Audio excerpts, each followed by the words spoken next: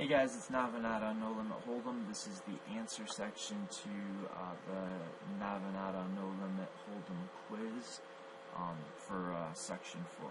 So I'm just going to play this video and just kind of talk over top of it while I'm recording it. So the way that this is going to be scored, there's 10 questions. Some of them are just going to be black and white. You either got them wrong, which is 0 points, or you got them right, which is 5 points. And then there's going to be some questions, or I guess you've already taken the quiz, right? There are some questions where there will be multiple parts, like maybe there'll be 4 parts to one question. If that's the case, or 2 parts to one question, give yourself 1 point for each individual point that you got correct. So if there's 4 and you get 3 of them right, that's 3 points, not 0, not 5. And if you get all of them right, so if there's 4 parts to it and you get all 4 parts right, you get 5 total. If there's 3 parts and you get 2 right, 2 total. 4 parts and you get 1 right, 1 total. 4 parts and you get 3 right, 3 total. 4 parts and 4 right, 4 total. Okay, and we'll talk about what all that means at the end. But if you could and did play perfectly a Game 3 optimal strategy, would it guarantee that you win or at least break even in the long run playing against another opponent in a heads-up sit-and-go? Yes, absolutely. Playing 9-handed sit-and-go? No, not necessarily. But the nice thing is, anything your opponents do poorly that costs you money in EV at equilibrium guarantees that they have to be cutting their own throats by an even worse degree. So they can't really conspire against you in any meaningful way because anything they do to cut your EV down below 0 at GTO is going to cut their EV down even more. And that's especially true that you will not necessarily make money playing GTO when there's a payout structure like in a sit-and-go. Playing 6 max cash game is kind of the same as the 9-handed sit-and-go, although not to the same degree. But still, no, GTO does not guarantee that you make money. And playing in a heads-up cash game, the answer is absolutely yes, kind of the same as the sit-and-go for heads-up. And it kind of goes back to this idea that the only thing your opponents can do to screw you up and cost you money if you're playing at GTO is it's going to cause them to cost themselves more money. So in a heads-up scenario, they can't do that because if they're costing themselves money, then that money has to go somewhere, and you're the only other player. Okay, Section 4, Question 2. Suppose your opponent in a heads-up sit-and-go is playing very poorly, basically as a calling station. Are you going to be able to make more money by playing a strict GTO strategy, playing fewer hands than at equilibrium, or playing more hands than at equilibrium? And the answer might surprise you, but the answer here is absolutely. The best way to maximize your value against a player that's playing away from equilibrium is to add, not subtract hands to your ranges. You could simply shift more hands into the value end of every spectrum, of every range against calling stations, and there's just no way for your opponent to penalize you. And that's what would have to happen. You'd have to be getting some kind of penalty in order to not be able to play as many hands, and there's no way for your opponents to penalize you by playing poorly. So the best response to playing against a calling station is not to play fewer hands. The best response is to play more hands. You're going to go for thinner value. If you did nothing at all, except added some hands to your 3-bet range on the value side of the spectrum and left everything the same, that would still obviously be better than equilibrium. Now, you might say, but don't I want to bluff less often? Well, yeah, you might want to bluff less often, but you don't have to bluff less often, and you'll still make more money. But if you do take away hands from the bluff end of your spectrum, you still ought to shift more hands into the other end of your spectrum. Now, if you play heads up, and your opponent is far looser, far more aggressive pre-flop and post-flop, could you improve over GTO by tightening your ranges or by playing more hands than at GTO? The answer is exactly the same. It's always going to be to play more hands. If your opponent's looser and more aggressive, then you add more hands to the bluff catcher part of your range. You don't have to subtract any hands from anywhere. Tightening your ranges might make you feel a little bit better, but it's not the best. It's not the purest plus EV example of what to do. I have a big objection to people that say if you're getting 3-bet very often, that you should stop opening as many hands. That's not true. You should play differently. Okay, so toy game. In a simple half-street toy game where you and villain each ante up $1 and you each pick one card from a deck, you're either going to get an ace or a queen, 50% each. Your opponent's always going to get a king. I'm going to pause this because I want to do a good job of explaining this. Okay, so in a simple half-street game, you and your opponent each ante $1, so there's $2 in the pot. You're each drawing one card from a deck, and your deck contains 50% aces and 50% queens. Your opponent's deck is 100% kings. So he's always going to draw one card. It's always going to be a king. You're always going to draw one card. It will either be an ace or a queen, 50-50. Okay, so your opponent, once you've each drawn your card, has to check to you. Then you have the option to either bet $2 or to check back. If you check back, you flip your cards over, and whoever has the highest card wins the pot. If you bet, your opponent has to decide between either calling the $2 bet or folding, and if he folds, you get the money straight away, the $2 that's in the pot. And if he calls you, then you table your hands, and whoever has the highest card wins the entire pot. $2 plus the $2 bet plus the $2 call. So if you didn't understand this question and you want to think about it for a second and maybe reassess your answer, go for it. Pause the video, think about it, re-answer it, but hopefully you understood the question. This is a classic polar versus bluff catcher scenario. This is exactly what a P versus BC situation is going to be like. This captures the essence of being on the river in No Limit Hold'em, where one player's range is 50% nuts and 50% air, and the other player's is 100% bluff catchers. And it doesn't need to be nuts and air. It can be the virtual nuts, just meaning that it beats all of that the value part of one range beats all of the bluff catchers in the other range, and that the air doesn't have to be complete air. It just has to be such that the bluff catcher part of the other player's range will beat all of the hands in the quote air range. So it's effectively air, effectively nuts. So this is a polar versus bluff catcher scenario, and the player who has the polarized range absolutely has an advantage here. If you didn't know that, if you don't understand it, when I first heard this, I was a little bit skeptical. It seemed very, it didn't seem very intuitive.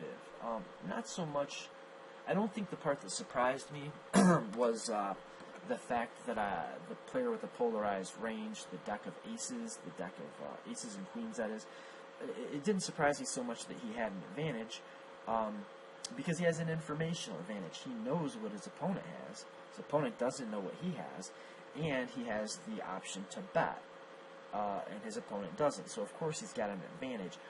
But I guess one of the things that kind of freaked me out was that it doesn't matter if the player that's playing the range of all kings calls 100% of the time, or folds 100% of the time, or what he does, as long as the player with the polarized range is betting and checking back with the correct frequencies, his EV is going to be positive and the same as.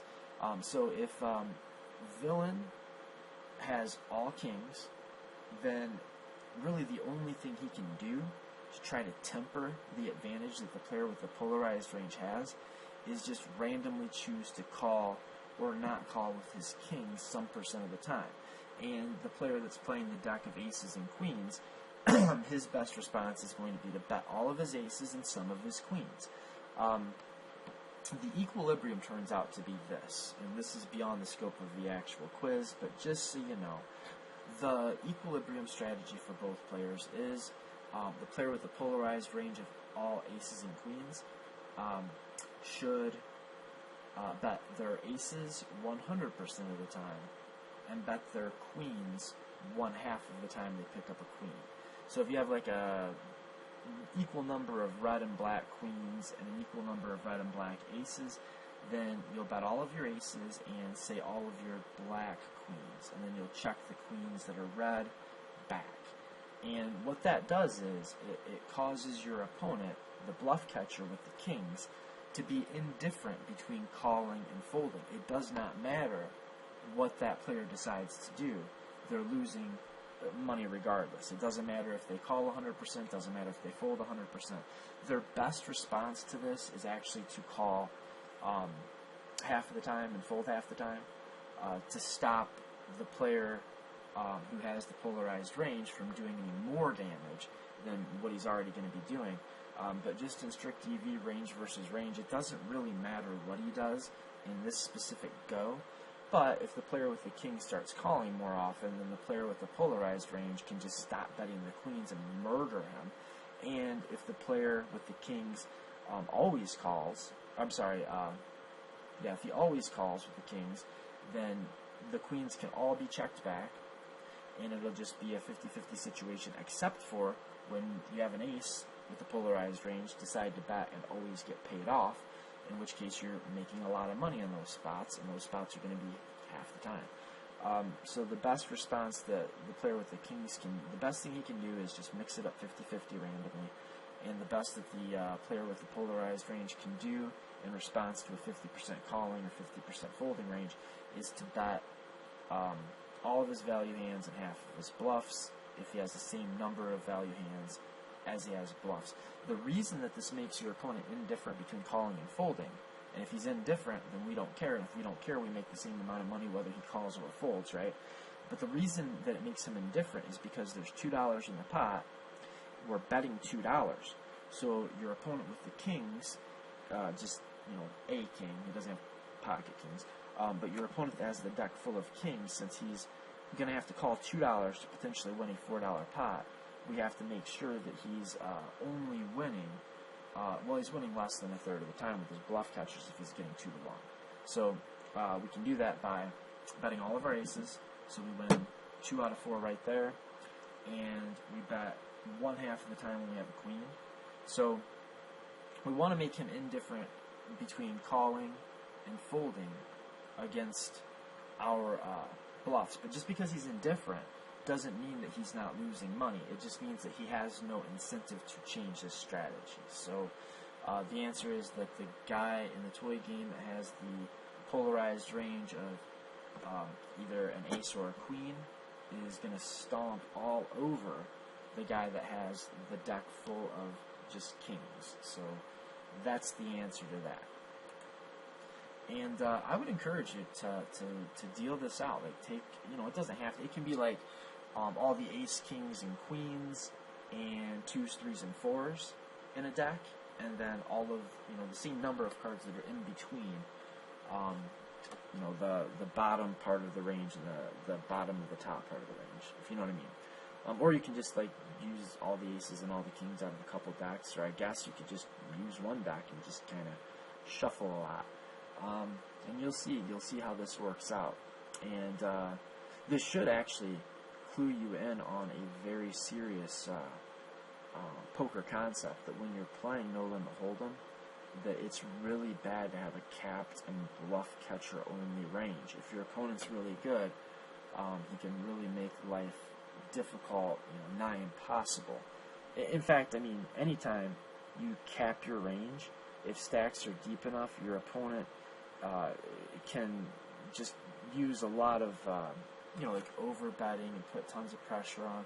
And if he knows how to balance the range and construct a range properly, he can really, you're just not going to beat a polarized range if it's constructed properly and the guy knows how to bet size properly with a range full of bluff catchers. And in practice, if you, let's say you're playing heads up, I know if you've watched my heads up stuff, you've seen me raise with pocket eights pre-flop and watch the flop come out like king, deuce, 2 and check it back. I've capped my range. If my opponent were really good, he could really punish me for that by over betting the turn and then jamming the river. And there's not much I could do about it. So what you would have to do, if your opponent did start polarizing and bet sizing in a way that crushes your bluff catching strategy, then you could start checking back stronger hands and add some slow plays into your range. and that's just a way of uncapping your range. So, if you're going to check back some hands and you're only ever checking back bluff catchers that aren't going to want to call big bets on future streets, then your opponent can take advantage of that. It's how I play most of the time at the micros, even small stakes. When I'm playing heads up, I'm checking back my bluff catcher stuff with showdown value, and I'm betting a polarized range on the flop. But that is very exploitable. And if your opponent starts to exploit it, the best thing you can do to counter his exploitation is start checking back some top pairs that can easily call down, and then even check back some nutted value hands on occasion, so that once you check back the flop, your opponent cannot just bet with impunity, and there will be some hands in your range that will actually raise him for value when he leads the turn. And once you start having some hands in your check back range that can raise the turn for value, that also means you'll be able to raise the turn with some number of bluffs, and it gets a lot sketchier. It makes the situation a lot less comfortable on your opponent. But in that section 4, question 4, we were just simply looking at a scenario where we know that our opponent's entire range is bluff catchers. We know that he knows and we know our range is completely polarized. And it really doesn't matter if he knows that our range is polarized. And that's kind of another beauty of the scenario. Okay, so moving on, section 4, questions 5 through 7. You're playing in a 9-handed cash game. You're not playing. I don't know why I keep wanting to go to that. Or let's pretend you are. If you are playing, you're the guy on the button. You're not the nit. Okay, so there's a nit under the gun, and maybe he open limps small pairs, and maybe he open limps hands like king, queen suited. But we know that this particular nit only open raises a range of pocket eights or better, ace queen suited, and ace king offsuit or ace king suited. So ace queen suited plus ace king offsuit, pocket eights plus is his entire range. Okay, now there's another player on the button, and he is 3-betting essentially a polarized range, and he's flat calling with a merged range. So he's flat calling all of his good suited connectors, 7-6 suited up to 10-9 suited, plus the suited broadways that aren't strong enough to 3-bet. So that'd be, Jack 10 suited, Queen Jack suited, Queen 10 suited, etc. And he's flat calling his pocket pairs, 2s up to 10s. Then he's 3-betting jacks for value, ace queen, ace king, and then he's polarizing. He's bluff 3-betting with ace 2 suited through ace 9 suited, and then he's putting king queen and king jack and 6-5 suited, just to kind of round out his 3-betting range, which might be a little bit more advanced than what I want to get into here, but it's not a bad idea. King queen offsuit, king jack offsuit, probably not quite strong enough to flat call versus this nit's range, even though you've got position. It still probably is either a raise or fold situation. So you can use the hand like king queen and king jack that are going to block out a lot of the combos in nit's range that might want to call a 3-bet. You can use those and have realizing that even if your opponent does call, it takes away from a lot of the ace queen type stuff, king queen. Well, he doesn't have king queen suited, but it narrows his range to mostly pocket pairs once he calls a 3-bet, and that's very good information. Having the 6-5 suited in there also will give you a little better board coverage, so that if your opponent raises and you 3-bet and the flop comes out well, I guess I don't want to get too much into that because that's what the question is. So moving on here, if in this situation where we've got a tag opening a tight range from under the gun, we've got a good competent lag, flatting a linear kind of flatting a merged range from the button. Under the gun opens, button calls. When the flop comes out, ace, king, queen, rainbow. A, whose range hits the flop more often? And I think I explained in the quiz what I mean by hitting the flop is going to be pair plus gut shot or better, or some kind of decent strong hand, something that's going to be better than just showdown value. So whose range is going to hit this more often in a meaningful way, in a way that we can potentially get 3 streets of value from a player who doesn't know what they're doing. Then B is whose range is least capped. So whose range contains more of the actual nuts? Okay, so it should be pretty obvious. The answer to B is the flat collar's range is completely uncapped. The flat collar can have the nuts, but under the gun cannot have the nuts. He doesn't raise Jack 10 suited from under the gun, and Jack 10 is going to be the nuts on Ace, King, Queen, Rainbow. So the player whose range is least capped, that would be the button. So, but whose range hits the flop more often in a meaningful way, that's going to be the guy that raised with a range of 8s plus Ace, Queen suited, and Ace, King only. He is murdering this flop. He's all over this flop. He's got the only kind of air or air-like hands he's going to have are still going to be pairs. It's going to be 8s, 9s, and if you want to count 10s, like 10s is even pair plus gut shot. So he doesn't have very much air at all. And he's got some really good, strong hands. He's got all of the sets. He's got all of the two-pair, well, he's got top two, and he's got Ace, Queen for top and bottom pair. So he's only missing King, Queen in the top pair combos. So there just aren't very many hands in Nit Tag's range that are not going to hit that flop in a pretty meaningful way. So whose range hits the flop more often? Now you could argue and you could say, yeah, but I'm going to have a lot of that stuff too, you know, and I'm going to have King, Queen if I'm the flat caller, and etc., etc. But a lot of the stuff that would murder this flop from the buttons range would go into the 3-betting range. So it's pretty indefensible. Whose range hits the flop more often? Nit Tag. Whose range is least capped? Button. Okay, and how is that relevant is going to be the topic of another conversation. But just to give you an idea, the player that hits more frequently with decent, like hits a pretty strong hand most often, is going to have range advantage when stacks are relatively shallow, like in a smaller stack to pot ratio. And the player whose range is least capped is going to be, that's going to be a bigger deal when stacks are deeper. So the deeper the stacks are, the more important it is to be uncapped, and the more shallow the stacks are, the more important it is for your range to just hit some kind of part of the flop more often. Okay, so that's the answer to 5. Question 6. On the flop 8, 7, 6, two-tone, which player's range has more air and which player's range has more nutted value? We defined nutted value as sets and straights. And it is pretty clear, ought to be pretty clear, that the player with, I'm answering B first, who has more nutted value is going to be the button again. He's going to have all of those sets in his range, where Nit Tag will not have pocket 7s or pocket 6s. And the player on the button is also going to have like 10, 9 in his range, so 6, 7, 8, 9, 10 is the nuts.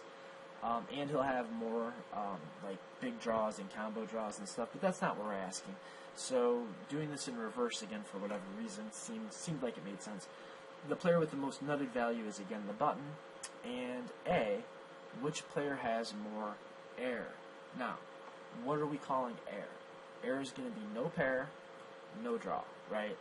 And even though both players are going to have a lot of air, and even though this looks like a flop that you would see and you'd say that really smashes pre-flop caller's range, it depends on how you look at it. It does from the sense that the pre-flop caller's range is less capped, so he's got range advantage in that sense.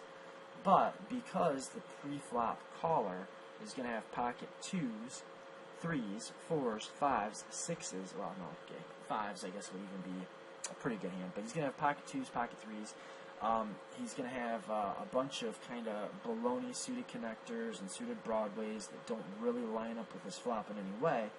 And he's going to have a smaller concentration of pocket ace. Well, he's not going to have any aces, but a smaller concentration of, that's becoming annoying. He's going to have a weaker concentration of, like, overpairs. He'll have, like, pocket 9s and pocket 10s, But the guy that raised from under the gun is going to have, eights for top set. He'll have nines, tens, jacks, queens, kings, aces. The only air in under the gun's range is ace queen and ace king, and that's only really if it's not the ace queen of spades or if it's an offsuit ace king. So it's only the ace queen suiteds that aren't the ace queen of spades and the ace kings that are air. So the guy that raised under the gun actually does pretty well on this flop with his range. He's got a tight range. Tight ranges do well on a lot of flops. This is a good flop for pre-flop caller's range in a lot of ways, but pre-flop caller's going to have more air on this range. Pre-flop raiser really doesn't have much air on this flop. How does that play itself out? It totally depends on stack sizes. It just absolutely depends. It depends on things, but the main thing it depends on, stack sizes. The deeper stacked we are here, the worse shape under the gun is in, and the more shallow stacked we are, the worse shape the button is on this particular flop. Okay, so whose range is stronger on Queen Jack 10? Rainbow. I think this is going to surprise people. This is, if 6 didn't, this certainly will. Or could. This is a flop that most people look at and say, well, that is just a great flop for pre-flop caller. And it is. It is a good flop for most people that are going to call pre-flop in most situations because, especially if the pre-flop caller is calling in position where he'd be expected to 3-bet a polarized range and flat call a linear merged range, he should be all over that flop, and he should be. And our button player here will be all over this flop. It's going to be a strong flop for both players. The player that's going to do the best in this situation where under the gun opens a tight range and the button flats with the range we gave him and the flop comes Queen Jack 10, the player that's going to do the best in the long run in this situation is going to be the player who recognizes how strong this flop is for both players. I think that's going to be really, really key. But there's a higher concentration of nuts. Well, there are no nuts in pre-flop caller's range. So pre-flop raiser is the only player that's going to have the nuts, and he's going to definitely have a higher concentration of pocket tens, pocket jacks, and pocket queens. Now, 10, jack, queen, like if king, queen is going to be in... King Queen's not going to be in either player's range, so that'd be another pretty big hand, like top pair plus an open and straight draw. So you throw that out. Ace Queen is not. It's not going to be in pre-flop caller's range, but it will be in pre-flop raiser's range. And that's it's kind of a strong hand. But also just recognizing that pre-flop raiser, if he has Ace Queen and hits this flop where he has top pair, top kicker, plus a gut shot to the nuts, that feels so strong, right? It looks so strong. It's not that strong. Relative to his entire range, he's like in the middle of his range with top pair, top kicker, plus a gut shot. That's how strong this flop is for pre-flop raiser's range. He's going to have less air. He's the only player that's going to have the nuts. And he's going to have a higher concentration of what you might call nutted value type hands. So whoever recognizes that is going to be at the advantage, and hopefully next time you're in a spot similar to this, you'll be the player that recognizes it, right? That's what this is all about. So the answer to question 7, we can actually identify that just kind of all around, like in all ways that matter pretty much ever, under the gun's range is stronger on this flop, even though this flop looks so much like a flop that would be good for pre-flop caller's range. Part of that is because, well, a lot of that is because we've got the nit tag opening such a tight range that there's going to be a higher concentration of pocket tens, pocket jacks, pocket queens, and ace king, because there just aren't that many other hands in his range. If a player opened from middle position, and then another player called from the button, now you can get into some arguments about whose range does what. But yeah, again, we'll save that for another time. So that gets us up to 7. Starting to regret doing this way. I hope this isn't too awful to watch. Where's the next slide? I'm sure there are more slides.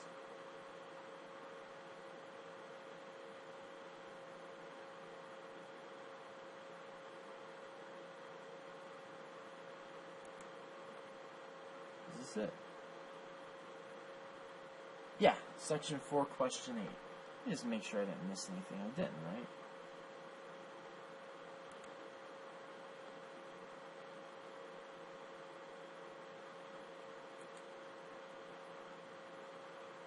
I did not. Okay, so here we are. Section 4, question 8. You're playing 100 big blinds deep heads-up cash game. You begin by opening 75% for 3 times the big blind. So you're opening a lot of hands from the button. You're opening kind of big. 3 times the big blind for heads-up is kind of big. It's probably okay for 100 big blinds. And you're using an exploitable fold versus 3-bet. That's one of the reasons you don't mind increasing your bet size from like 2x or 2.5x to just a full 3x. You're not expecting to get 3-bet often. So your bet or your raise folding an awful lot, like you're planning on raising a lot but then folding a lot to 3-bets, and your opponent like picks up on this and he starts to combat your strategy by 3-betting a wider range and using a bigger sizing. So first of all, do we agree with the adjustment to our strategy? And in the same part of this part of answer or question, does it warrant our making a counter adjustment? And the answer to both of those is yes. So the answer to section 4, question 8, part 1, do we agree with the adjustment to our opponent's strategy? Yes, he did the right thing. Does it warrant our readjusting to his new adjustment? Yes, it does. And if villain is doing this, if he's 3-betting often and using large sizing, if we do decide to adjust, which we just said we're going to, how do we want to adjust? To his higher 3-bet frequency and sizing? Okay, we want to use a smaller, this is what I'm looking for. There's ways we could talk about this, there's debates we could have, but they're going to be dependent on a lot of different things. The things that are not going to be dependent on anything else is we are going to want to open raise smaller, and we're going to want to fold versus 3-bet less often. We don't know. We cannot really say, just based on this information, if it's better to start 4-betting some stuff or flatting more. But what we do know is we want to raise smaller, and we want to fold less often to his 3-bets. Now, as soon as you make that adjustment, you're going to have to decide. And, in game, because we don't have perfect information, I would start off by, not by tightening my range, by the way. Now, I may go ahead and tighten my range up a little bit because 75% is probably, no, I don't think I would tighten my range. You don't have to, that's for sure. You don't have to go below GTO. I'm just trying to think if 75 is GTO-ish, and it probably is. And especially if we're using a smaller open raise sizing, then we could probably stay at that 75%. So never mind the range that you're opening. Just the only answer is open raise smaller, so that when you do have to raise and then fold, it's not costing you as much, and so that it's easier for you to open a 4-bet range, and then when you open a 4-bet range, have bluffs that don't hate life when you have to 4-bet and fold. It's not as bad for you. But yeah, from a practical standpoint, the first thing I'm going to do is I'm going to start min-raising all the buttons, and I'm going to start folding less. And the way that I'm going to fold less right off the bat is I'm going to flat call a linear range, and I'm going to come back over the top with a 4-bet in position with a polarized range.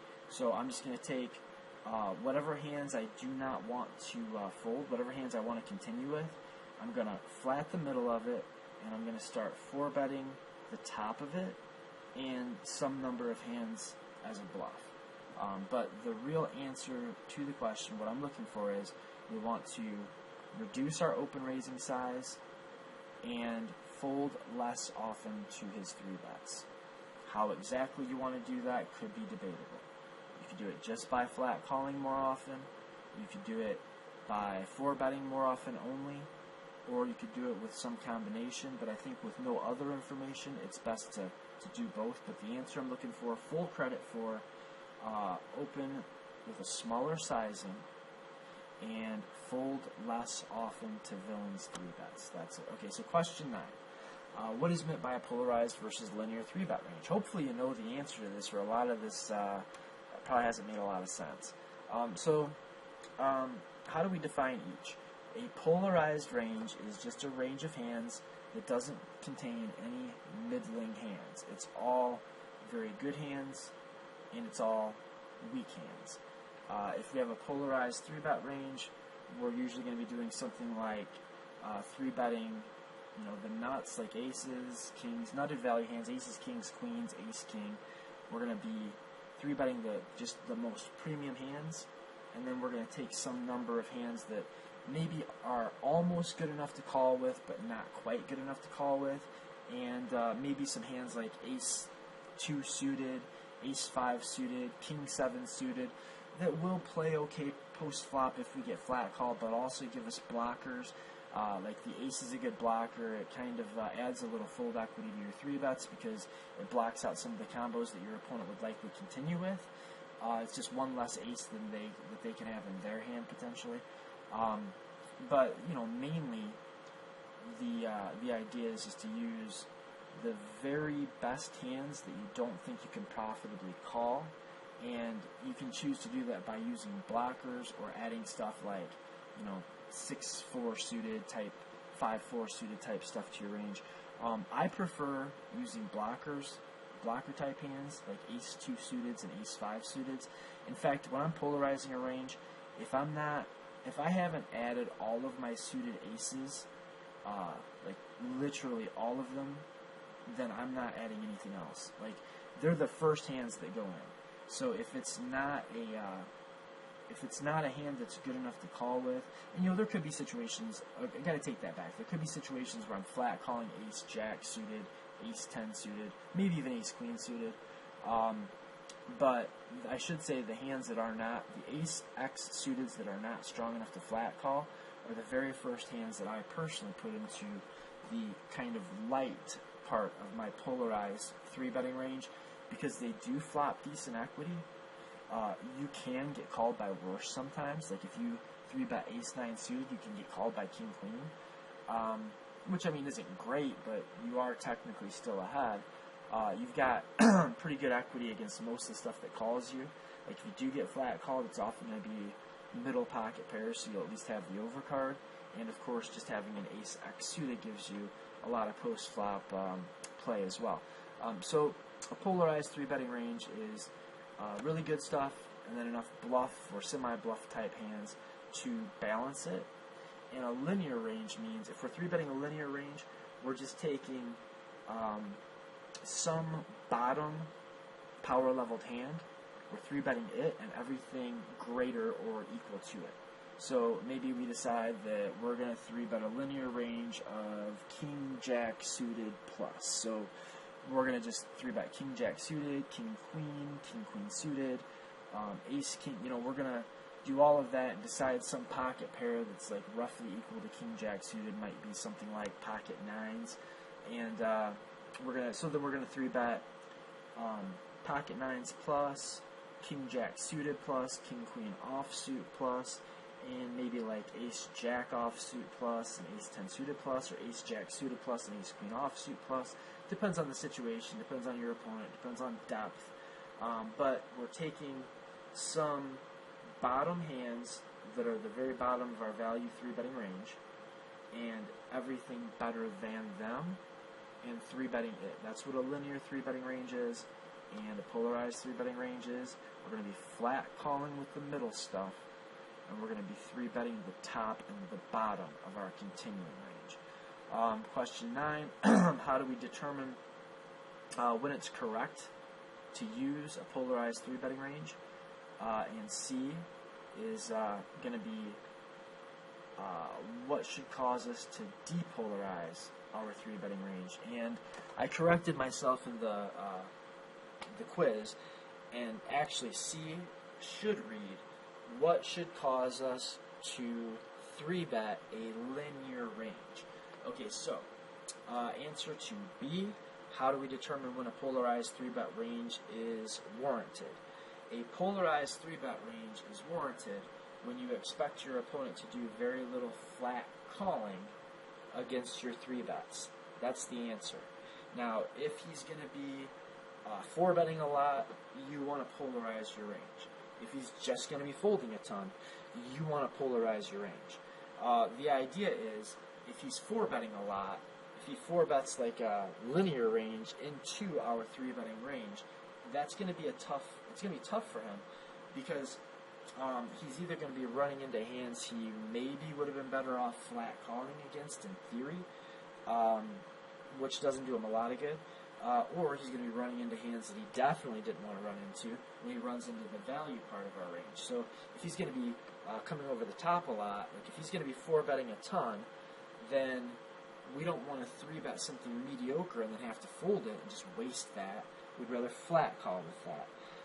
And if he's going to be folding a lot, same kind of thing. Like, we don't want to waste, something like king, queen if the guy's folding almost everything. We're going to use a lot of bluffs, and then, like, the very top, like pocket aces and pocket kings. So when he does call us, we know that we've got him pretty well nailed to the ground. And when he 4-bets us, we have a value range that we can pretty happily just get stacks in with. So the answer to B, you could say, I want to polarize my range when my opponent's going to be playing mostly raise or fold against my 3-bet range.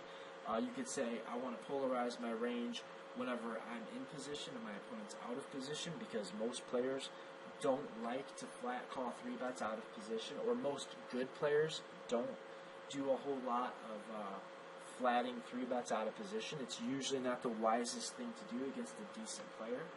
I mean, you can do it. I do it. You can do it with some hands, and you can do it against some bad players. But if you're a good player playing against another good player and you're out of position, you may not even want to have a flat calling range. If you don't have a flat calling range, then you're going to be playing exactly 4-bet or fold. If you're playing 4-bet or fold, your opponent ought to have a polarized range. So you could say we want to polarize our 3-betting range when we're in position. But really, the correct answer is very simple. It is simply, we want to polarize our 3-bet range when our opponent will be folding very often to our 3-bets. So if he's just folding a lot, we want to polarize. If he's folding a lot and he's 4-betting a lot, so you could say the answer really is when we're not going to be what's the very best? I guess that probably is about as well as you can put it. I guess that's about as efficiently as we can say it. Just, we want to polarize our 3-bet range when our opponent is unlikely to call our 3-bet. So he's going to be folding a lot, or he's going to be 4-betting a lot. He's not going to be calling. He's not going to be flatting a lot. That's when we want to polarize. So C, what should cause us to depolarize, or actually, what should cause us to 3-bet a linear range? The thing that should cause us to 3-bet a linear range is that we expect to get called often. Most of the time, that's going to be when we're deep and we're making a 3-bet from out of position against a player who will have position on us and maybe thinks he's got a skill edge. And the reason it makes sense, though, is because we will have to go post-flop with a lot of our 3-betting range. If we know we're going to go post-flop with our 3-betting range, then we want to have a pretty high concentration of value hands, and we want to have some pretty good board coverage. So, yeah, usually the situation comes up when we're out of position relative to the opener. That's when we're usually going to be 3-betting a linear range, but it's not always the case. It's not that we're out of position that makes us want to use a linear range. It is exactly the fact that we expect to get flat called most often, or more often. So we don't have to worry so much about wasting our hands and getting 4-bet and have to pitch a perfectly good flat calling hand, because we're not expecting our opponent to 4-bet us very often. And if he does, and we're just at the wrong part of our range, and we ran into the wrong part of his range, it's just bad luck. Okay, so section 4, question 10. This is the end of it, so I guess I can just pause this and play out. Okay, assuming a pure polar versus bluff catcher scenario, we've already talked a little bit about what that is. Post-flop, where our range is 100% polarized, and our opponent's range is 100% bluff catchers, what is the best way to size our bets to maximize the EV of our entire line?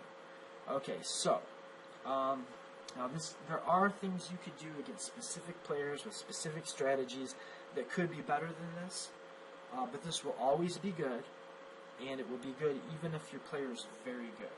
So the best way to do this, assuming your opponent's playing an equilibrium strategy or something close to it, is going to be this, and this is the equilibrium answer.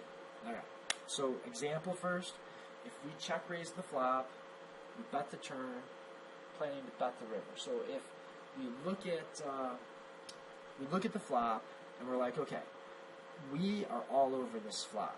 Like, we look at the flop, I call, let's say let's use this.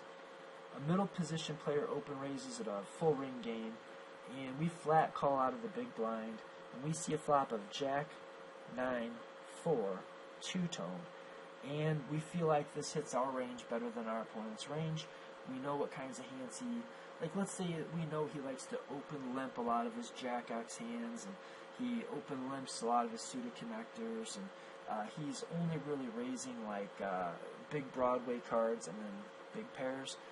So he's not going to have like pocket fours. He would have limped those. Maybe he would have even limped nines. So he's only going to have like he's not going to have Jack 9 because he would have open limped that. And here I'm kind of thinking cash game, live cash game. So we're at the local casino playing a 2-5 game for this example now. So we flat it. We think the guy kind of knows what he's doing. He's not like great. He's got a limping range. He will open limp and etc. But we just look at this flop and we think not only does this hit our range harder than it hits his range, but we also think he probably knows that. The best way to go about if you're gonna decide, all right, I'm just gonna take off with a range of whatever the case may be. Like on this exact flop, maybe we decide we're gonna check raise all of our top 2 pair, all of our sets, and all of our good draws, and kind of regardless of the run out, if our opponent just calls us on the flop, we know he would have re-raised us if he had none of value, so we think he's 100% bluff catching, so we're just going to be bombs away on most runouts with our range. So it doesn't matter what part of the range we're in, we just know that with this range we're going to take this action, and we're going to be doing this.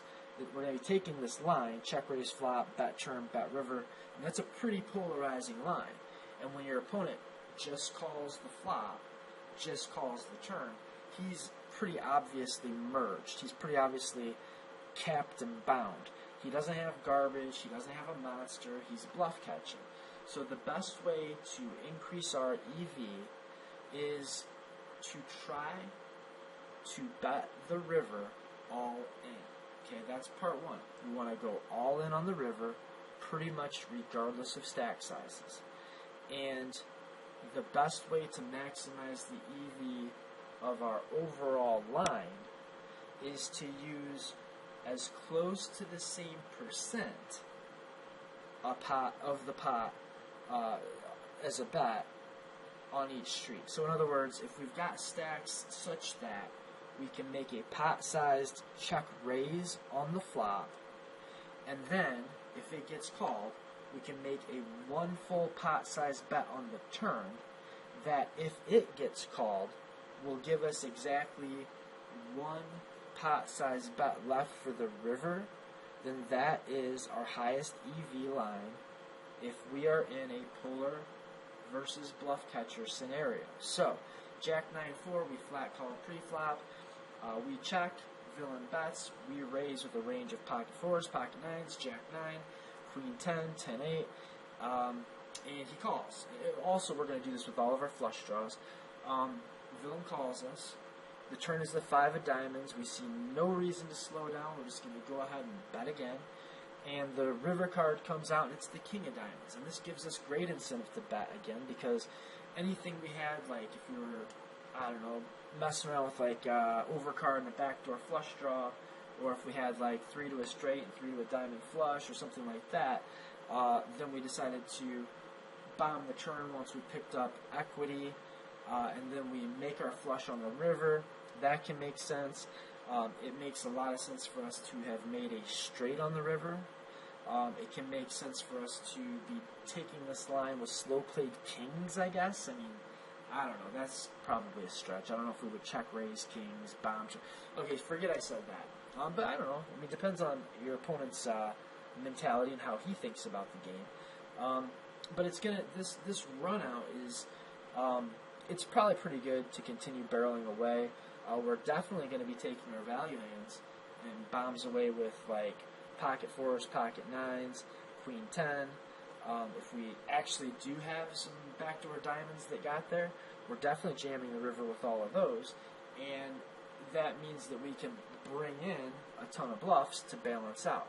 Now, the reason we want to go all in on the river is because, kind of contrary to popular belief, I'd say, the truth of the matter is, the bigger your bet size is on the river, the more bluffs you can bring in. A lot of players seem to kind of have this intuitive feel that the opposite is true, that you can't bluff as often if you're making big bets, but that's just simply not the case, and we can talk about that at a later date. But the first thing is, we know when we have a polarized range and our opponent has bluff catchers, we want, if we get to the river this way, where we have like sets, straights, flushes, or air, then jamming the river, even if it's a pretty big overbet, even if it's like 2 times the pot, is still going to be the best EV with a polarized but balanced range. If we know that, then the only question left to answer is, what's the most plus EV way to get there? And the truth is, the situation is not that much different at any other street. So if we want to go, if our best EV, the best EV we can get is like, once we get to the river, we've got 2 times the pot left. If our highest EV is just to shove for 2 times the pot, then that also means that on the turn, our best EV would have been to go 2 times the pot size with our bet on the turn, and you can take that right back to the flop too. So the answer I'm looking for is to go all in on the river, having made bets that are all in proportion to your river bet. So if your river shove is for half pot, if that's all you're going to be able to do, that's the only way you can work it out. Bigger is better when you're polarized against bluff catcher. The bigger you can bet, the better.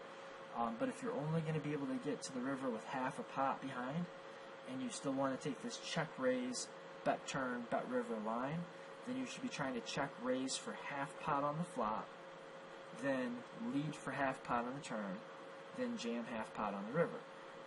Well, what if you do that, you'd get to the river with more than half a pot size bet left? Well, then you'd bet more than half the pot, but that would mean that you should have check raised bigger in the first place, bet the turn bigger, and then you'd be left with less chips on the river. So the best way to do it is to check raise the same percent of the pot as you're going to jam on the river, and make your in between, your turn barrel, also the same proportion. So the answer is shove the river, even if it's an overbet, and keep all of your bet sizing from the flop to the turn to the river as close to the same as you possibly can. So if you're going to make it 2 times the pot overbet on the flop, if you're so deep that you can go 2 times the pot on the flop, 2 times the pot on the turn, and still jam for 2 times pot on the river, you've got to be super polarized. You've got to make damn sure that you're balanced and polarized, because this is going to be a very high variance line otherwise.